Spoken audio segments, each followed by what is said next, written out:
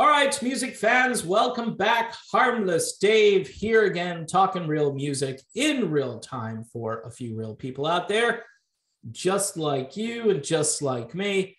So we learned that Ann Wilson really wanted to be in Led Zeppelin.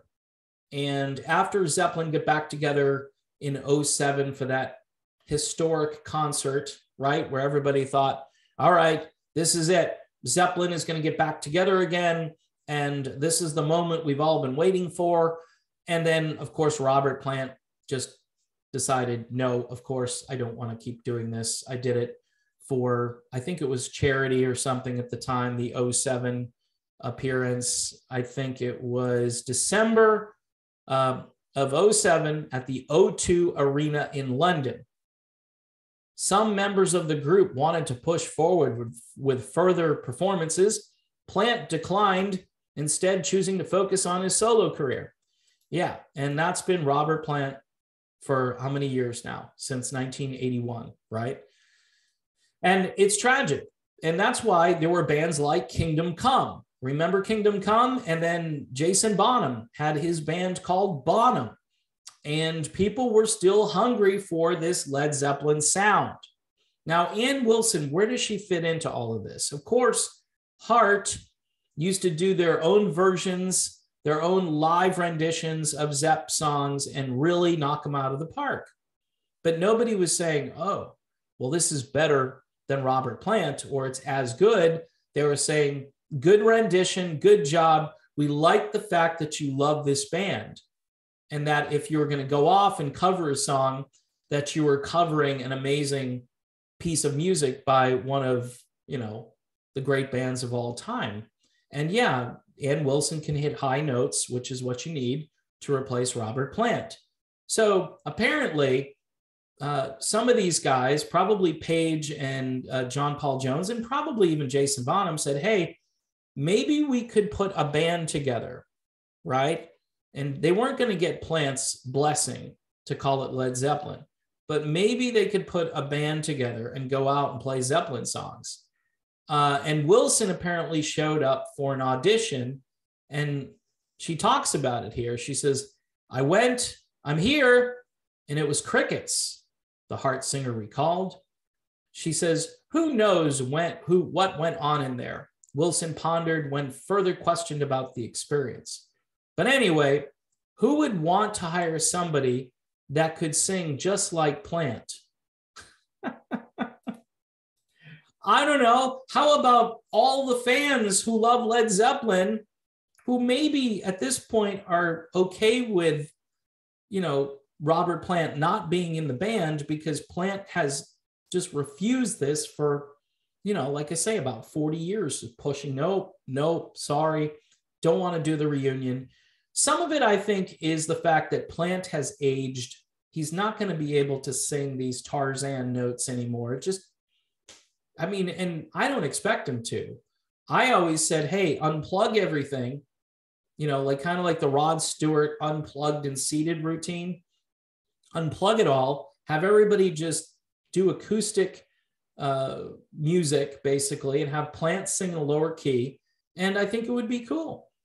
But if they wanted to go full strength and they wanted somebody to actually hit those notes, there are Led Zeppelin tribute bands out there, and I'm sure there are singers in those bands that might qualify. The point is, Ann Wilson is always trying to make this about, oh, they don't like women. It's a boys' club. She says, it's a good old boys' club.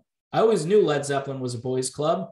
Well, there are 4 guys in the band that are boys. So I guess from that level, it was a boys club.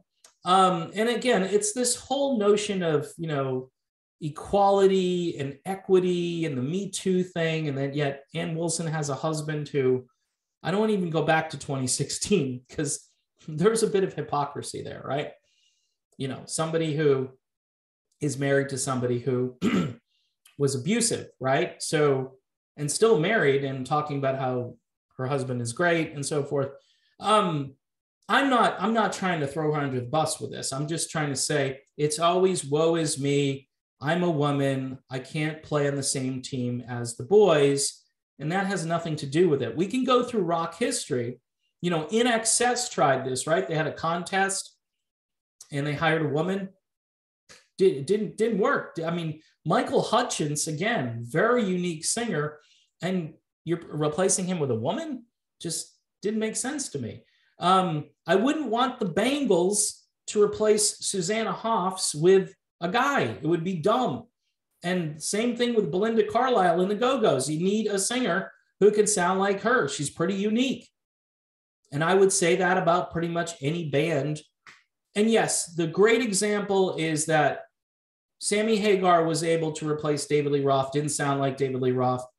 I think Mitch Malloy, by the way, who's out there still and doing his own Van Halen stuff, he would have been a better idea. But at the time, Sammy had a franchise, and you combine the two franchises and it worked. You know, Dave always says, though, hey, those albums didn't sell as many as mine and I was better. And, you know, I had the torque and Sammy was too serious. He wrote serious songs and that wasn't cool. I don't know. They're both good. They're both good. It's almost like two different bands. You could call it Van Hagar. You know, even Sammy Hagar has embraced the whole Van Hagar thing recently. But very few times in rock history that this works out if you're not trying. Look at what Journey has been doing for how many years. Let's try to find a guy that sounds like Steve Perry.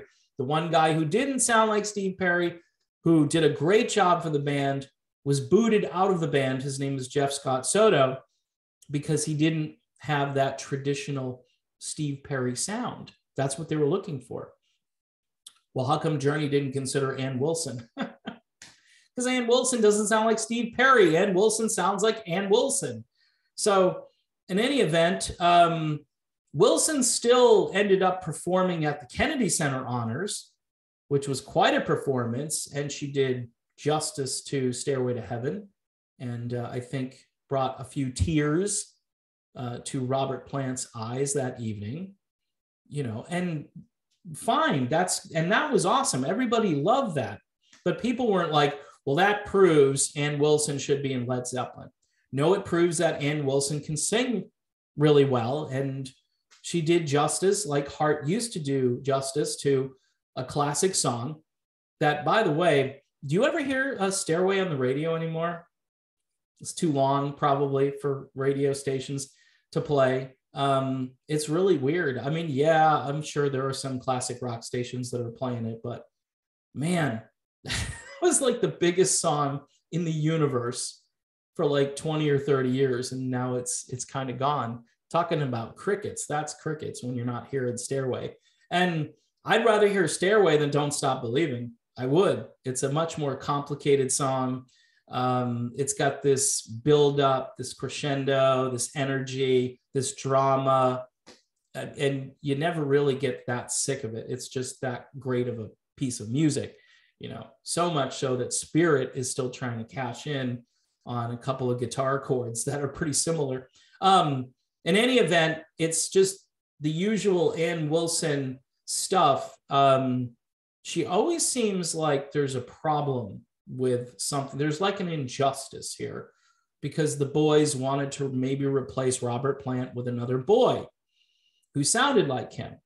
Again, you had Kingdom Come, Bonham, you had other things that sounded like Zeppelin out there that people really liked because they hadn't gotten their fill, right? They were like, okay, Robert Plant walks away, could have come back, right? Maybe after 10 years.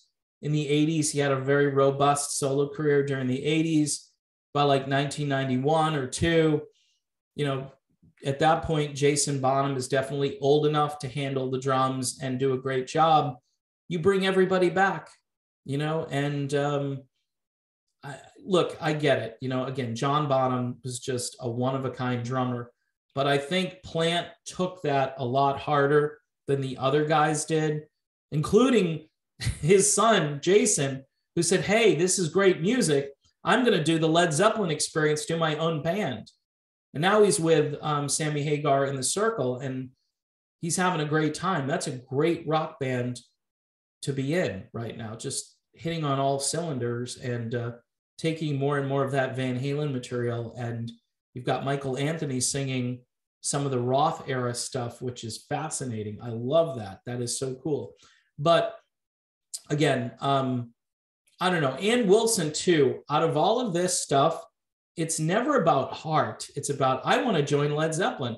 I want to do my own thing, or I want to change heart. I want heart to evolve. And my sister just wants to play, you know, heart music or make music that sounds like heart. And it's like, yeah, that's what you should be doing. You should put an album out there that sounds like a heart album, maybe from the late 70s. You could take all of that pent up Zeppelin mojo, right? Or Seattle mojo, or whatever it is, and put out an album that sounds like vintage heart, and people might be interested in it. Just throwing it out there. I know a lot of artists are bored, right? It's kind of like when I'm, you know, a radio programmer and I don't want to hear Don't Stop Believing anymore, or whatever song is overplayed. And people are like, Dave, that's the greatest song ever. And I'm like, I've heard it 600,000 times, and I'd like to maybe play a different song by Journey. You know, like the Journey reviewer the other day, too, you know, lumbering, I forget the word he used, 80s pieces, he called it. 80s, they're just like 80s pieces. Only the young and stone in love, I was told. Really? Those are lumbering pieces? Those are just methodical, boring, you know, let's get to the punchline. This is where we're at now. That's why TikTok, you know, these minute videos, everybody, all right, let's get to the point really fast, you know? So we've heard the best song of the night. Now we can go to the concession stands. We can buy the $14 beer, or we can even go home. We don't even have to hang out. Great. So you paid like $136 for one ticket, so you can hear the one song and go home. So you can, you know, cross that off the bucket list. Yeah, no, that's where we have come so far from the days of the concert experience where you did pay attention to the entire concert. Yeah, like I said, there was one or two songs, maybe you ran to the bathroom, but you were eager to get back to listen, even if that wasn't your favorite song that you were obviously leaving, because, you know, you figured, okay, they're going to play something else and I'm really going to like after this one, which I kind of still like. I mean, do you support the band, or do you support the culture and the image of the song, that one song? I mean, if it's a good rock band, you want to hear everything they're doing. If you love guitars, you want to hear that guitarist, you know? And if you love those vocals, you don't care what they're singing. That's what it should be. But again, everything has devolved, and I don't think anything that we used to enjoy at that level is ever going to return again. It's just what I've been saying now for a couple of years. So you have to forge your own path. You know, you have to find the music that is being created that nobody is talking about, which I continue to share on this particular show. I was sharing this album by Lone Rider the other day. It's just sitting here, so I figured I'd show it again. The album's called Attitude. If you're a Bad Company, Foreigner kind of person, especially the Bad Company elements, Steve Overland is singing on this. It's phenomenal. This isn't brand new, by the way. I know some people think, you know, I'm just behind the times here, but I just like it. And I was listening to it in the SUV, and I'm like, yeah, this should be on the radio. It's not. It's a shame, and we just have to cope. All right, that's my video. I'm way overdone here. Thanks for taking me out of the oven, because I'm overdone. Thanks for watching, and I'll see you soon.